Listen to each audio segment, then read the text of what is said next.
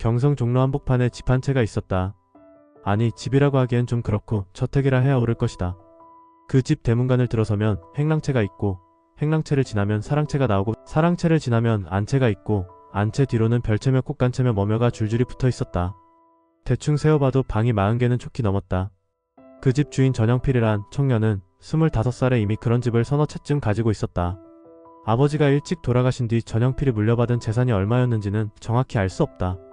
다만 당시 사람들 말에 따르면 종로 일대 상권의 절반쯤은 그의 집안 소유였고 1년에 거둬들이는 쌀이 수만 석이었다고 한다.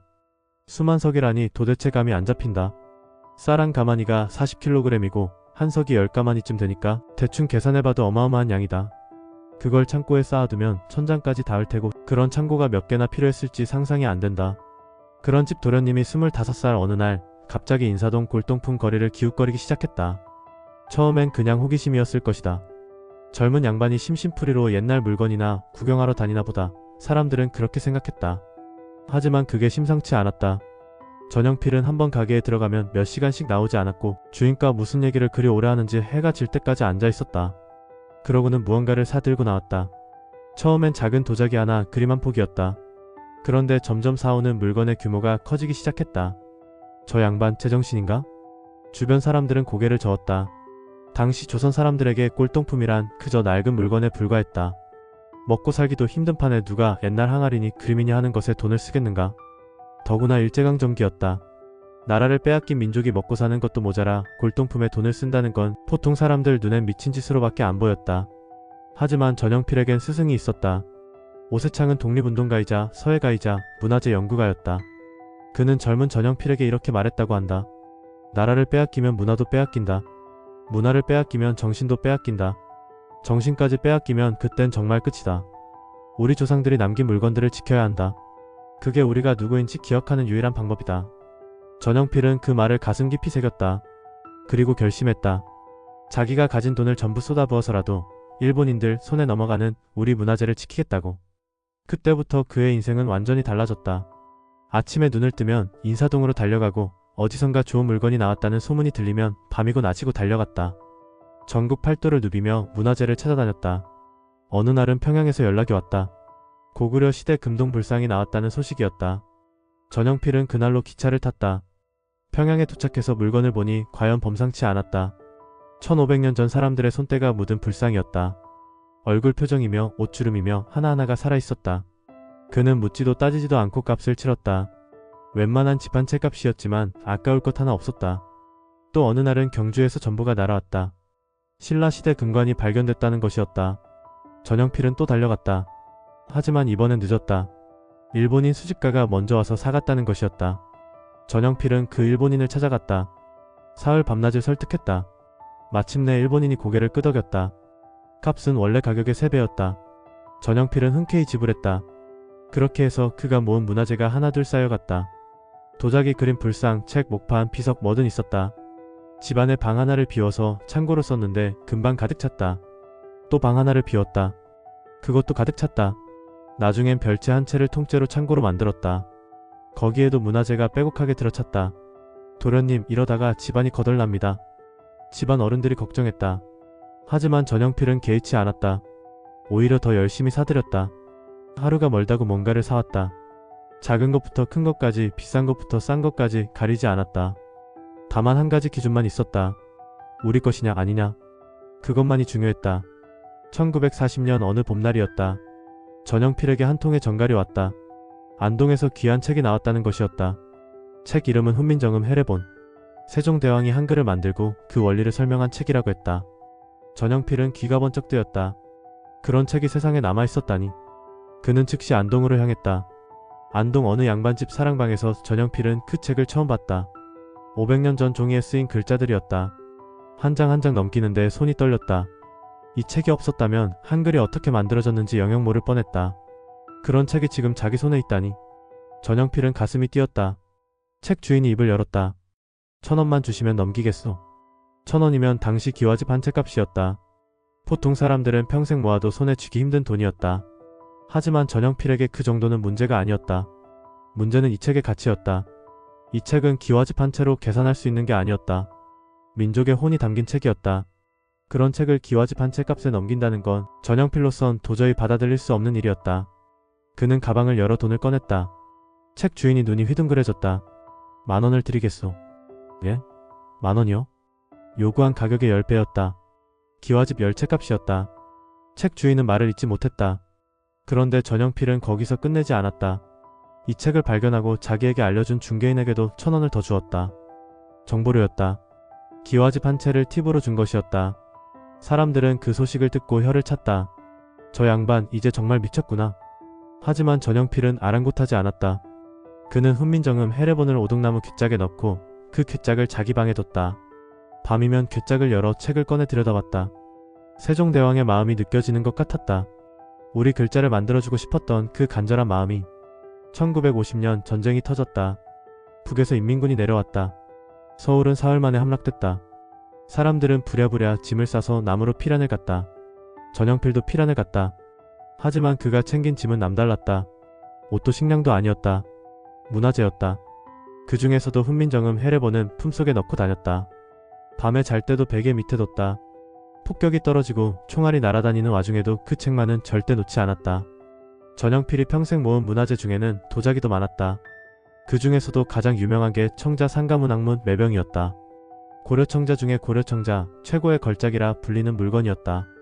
하늘을 나는 학과 구름이 새겨진 매병인데 보면 볼수록 신비로웠다. 1000년 전 장인의 손길이 그대로 살아있었다. 이 매병은 원래 일본인 수집가가 가지고 있었다. 전영필은 그 수집가를 찾아갔다. 매병을 보여달라고 했다. 일본인이 매병을 꺼내 보여줬다. 전영필은 한눈에 반했다. 이건 우리나라에 있어야 할 물건이었다. 일본인 손에 있을 물건이 아니었다. 얼마면 팔겠소? 글쎄요. 20,000원쯤? 줬소. 20,000원을 드리겠소. 거래는 성사됐다. 전영필은 매병을 안고 집으로 돌아왔다. 그런데 며칠 후 예상치 못한 손님이 찾아왔다. 일본의 거물 수집가 무라카미였다. 무라카미는 일본에서 손꼽히는 부자였고 조선 문화재를 특히 좋아하는 사람이었다. 전 선생, 그 매병을 나에게 팔지 않겠소? 내가 40,000원을 주겠소. 당신이 산 가격의 2배요. 40,000원이면 기와집 40채 값이었다. 웬만한 부자도 평생 모아야 할 돈이었다. 하지만 전영필은 고개를 저었다. 전영필은 차를 한 모금 마셨다. 그리고 천천히 입을 열었다. 이 매병보다 더 좋은 물건을 가져오시오. 그러면 내가 그건 원가에 사고 이 매병은 공짜로 드리겠소. 하지만 그전에는 절대 팔 수 없소. 무라카미는 할 말을 잃었다. 더 좋은 매병이라니. 이 매병보다 더 좋은 고려청자는 세상에 없었다. 전영필은 그걸 알고 한 말이었다. 결국 무라카미는 빈손으로 돌아갔다. 돈으로 살 수 없는 게 있다는 걸 그날 배운 셈이었다. 그 소문은 금방 퍼졌다. 조선 사람 하나가 일본 거물 수집가의 제안을 거절했다는 얘기였다. 사람들은 놀라워했다. 기와집 40채를 거절하다니. 하지만 사람들은 몰랐다. 전영필에게 그건 돈 문제가 아니었다. 자존심 문제였다. 우리 민족의 자존심을 지키는 일이었다. 일본인에게 우리 문화재를 넘긴다는 건 그에게는 조상을 욕되게 하는 일이나 마찬가지였다. 전영필이 찾아다닌 건 도자기만이 아니었다. 그림도 열심히 모았다. 특히 조선시대 풍속화를 좋아했다. 김홍도, 신윤복 그런 화가들의 그림을 찾아다녔다. 그런데 문제는 그 그림들이 대부분 일본으로 넘어갔다는 것이었다. 일본인 수집가들이 조선 그림을 싹쓸이해 갔던 것이다. 1930년대 후반 전영필은 신윤복의 화첩이 일본에 있다는 소식을 들었다. 야마나카라는 일본인 골동품 상인이 가지고 있다고 했다. 전영필은 즉시 일본으로 건너갔다. 도쿄의 야마나카 가게를 찾아갔다. 신윤복 화첩을 보고 싶소. 야마나카는 처음엔 보여주지 않으려 했다. 조선 사람에게 팔 생각이 없었던 것이다. 하지만 전영필이 끈질기게 졸랐다. 하루 이틀 3일 매일 가게로 찾아와서 보여달라고 했다. 마침내 야마나카가 화첩을 꺼냈다. 화첩을 펼치는 순간 전영필은 숨이 멎을 뻔했다. 미인도, 단오풍정, 월화정인, 신윤복의 대표작들이 모두 들어있었다. 200년 전 조선 사람들의 삶이 생생하게 살아있었다. 여인들의 웃음소리가 들리는 것 같았고 남녀가 정을 나누는 모습이 눈앞에 펼쳐지는 것 같았다. 당시 조선 풍속화 같은 건 일본에서 인기가 없었다. 기껏해야 땔감 정도로나 쓸 물건이라고 생각했다. 하지만 상인의 본능으로 비싸게 부르고 싶었다. 15,000원을 드리겠소. 전영필이 먼저 가격을 불렀다.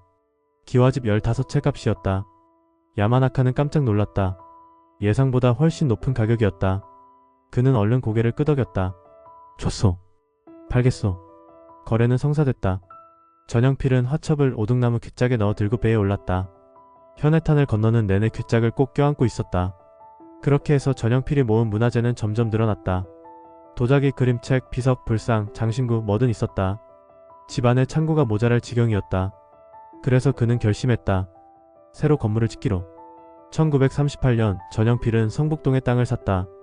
그리고 박물관을 지었다. 이름은 보화각. 보물을 보관하는 집이라는 뜻이었다. 한국 최초의 사립박물관이었다. 건물을 지을 때 전영필은 모든 것에 신경을 썼다. 대리석은 최고급으로 골랐다. 창문 하나, 문고리 하나까지 정성을 들였다. 우리 문화재가 최고의 대접을 받아야 한다고 생각했기 때문이다. 값싼 재료는 쓰지 않았다. 돈이 아무리 많이 들어도 상관없었다. 보화각이 완성됐을 때 사람들은 감탄했다. 하지만 일제는 가만히 있지 않았다. 조선인이 박물관을 지었다는 소식에 경계심을 드러냈다. 경찰이 찾아와서 조사를 했다. 여기서 무슨 일을 하는 거요? 문화재를 보관하고 있어. 누구 허락받고? 내 돈으로 내 땅에 지은 건데 무슨 허락이 필요하오? 전영필은 당당했다. 경찰은 할 말이 없었다. 법적으로 문제될 게 없었기 때문이다. 하지만 그들은 계속 감시했다. 무슨 수상한 짓을 하는지 지켜봤다. 전영필은 신경 쓰지 않았다. 그는 자기 일에만 집중했다. 문화재를 모으고 정리하고 보관하는 일. 그게 전부였다. 정치에는 관심이 없었다. 독립운동도 직접 나서지 않았다. 다만 자기 방식으로 나라를 지키려 했다. 문화를 지키는 것, 그게 그의 독립운동이었다. 해방이 됐다. 1945년 8월 15일. 일본이 항복했다. 사람들은 거리로 쏟아져 나와 만세를 불렀다. 전영필도 기뻤다. 드디어 우리 문화재를 마음 놓고 지킬 수 있게 됐다. 이제 일본인들 눈치 볼 필요가 없었다. 하지만 기쁨도 잠시 나라는 혼란에 빠졌다. 좌우 대립이 심해졌다. 남과 북이 갈라섰다. 그러고는 전쟁이 터졌다. 3년 동안 나라가 폐허가 됐다. 사람들은 굶주렸다. 집은 불에 타고 사람은 죽어나갔다. 전영필의 재산도 많이 줄었다. 전쟁통에 땅을 잃었고 건물도 일부 파괴됐다. 하지만 다행히 보화각은 무사했다. 문화재들도 대부분 살아남았다. 전영필은 안도했다. 재산이야 잃어도 문화재만은 지켜야 했다. 전쟁이 끝난 뒤에도 어려움은 계속됐다. 돈이 부족했다. 보화각을 유지하려면 돈이 필요했다.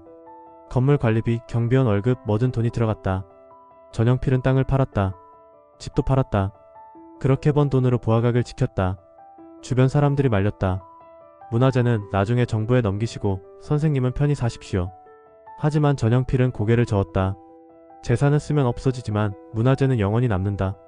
내 자손만의 재산이 아니라 민족의 재산이다. 이걸 지키는 게 내 의무다. 그는 마지막까지 문화재를 지켰다. 1962년 전영필은 56의 나이로 세상을 떠났다. 죽기 직전까지도 그는 문화재 목록을 정리하고 있었다. 무엇이 어디 있는지, 어떻게 보관해야 하는지 하나하나 기록으로 남겼다. 그가 죽고 나서 사람들은 그제야 깨달았다. 전영필이라는 사람이 얼마나 대단한 일을 했는지, 그가 평생 모은 문화재가 얼마나 귀한 것들인지.